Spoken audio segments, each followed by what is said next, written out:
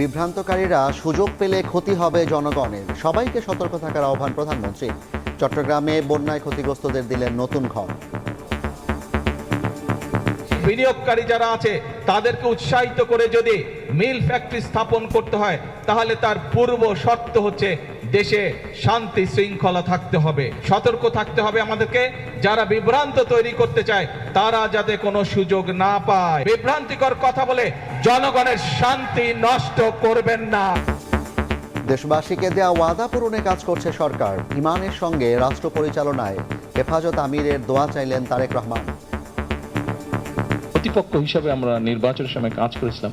খেয়াল করে দেখবেন বিগত কয়েকদিন ধরে এরা আবার কতগুলো কথা বিভ্রান্ত ছড়ানোর চেষ্টা করছে। হুজুরের দোয়া নিয়ে আমি বলতে চাই, আমাদের আগামী দিনগুলোতে আমাদেরকে একসাথে থাকতে হবে। মহেশখালীর বিভিন্ন উন্নয়ন প্রকল্প ঘুরে দেখলেন সরকার প্রধান। জ্বালানির উৎস বাড়ানোর তাগিদ।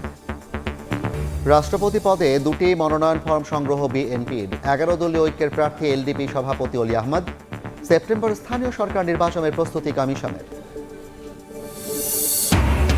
হাসিনা ইস্যুতে বাংলাদেশ ভারত সম্পর্কে উত্তেজনা। দুই দেশের প্রধানমন্ত্রী আলোচনায় বসলে অনেক সমস্যার সমাধানের আশ্বাস ত্রিবেদীর। ভিসা সেন্টার বাড়ানোর আশ্বাস। জুলাই আন্দোলন দমনে ইন্টারনেটের গতি কমাতে পলককে নির্দেশ দেন ওবায়দুল কাদের। হাসিনার অনুমতিতে ধাপে ধাপে করা হয় বন্ধ। ট্রাইব্যুনালে কল রেকর্ড দাখিল। নিষেধাজ্ঞা ফাঁকি দিয়ে বিদেশ যাত্রার চেষ্টা। চিত্রনায়ক সালমান শাহ হত্যা মামলায় বিমানবন্দর থেকে গ্রেফতার খলনায়ক ডন। কারাগারে পাঠালেন আদালত। এবং 200 কোটি টাকার বেশি ঋণ নিয়ে বিদেশে পাচার করেছে 42 প্রতিষ্ঠান। অর্থ ফেরাতে 38 ব্যাংকের সঙ্গে গভর্নরের বৈঠক।